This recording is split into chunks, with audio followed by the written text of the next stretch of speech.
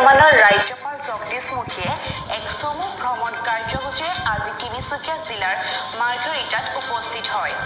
পোন প্ৰথমবাৰৰ বাবে মাৰ্ঘেৰিটাত পদাৰ্পণ কৰা ৰাজ্যপালগৰাকীয়ে নগৰখনত উপস্থিত হৈ প্ৰথমে টিকক কলিয়ৰীৰ পশ্চিমাঞ্চলৰ মুক্ত কয়লা উৎপাদনস্থলীত উপস্থিত হৈ উদ্যোগটোৰ কৰ্মচাৰীসকলে জনোৱা সম্বৰ্ধনা গ্ৰহণ কৰি উদ্যোগটোৰ বৰ্তমানৰ পৰিস্থিতি আৰু উৎপাদনৰ বুজ লয়। সপত্নীৰে সৈতে উপস্থিত থকা ৰাজ্যপালগৰাকীয়ে উত্তৰ পূব কয়লা ক্ষেত্ৰৰ যাদুঘৰো দৰ্শন কৰে।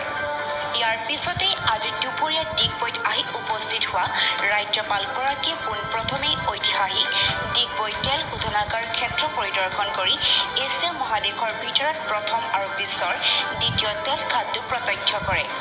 লগতে ৰাজ্যপালগৰাকীয়ে ভাৰতীয় তেল নিগম অসম তেল সংমণ্ডলৰ সংগ্ৰহালয়টো পৰিদৰ্শন কৰি আপ্লুত হৈ পৰে।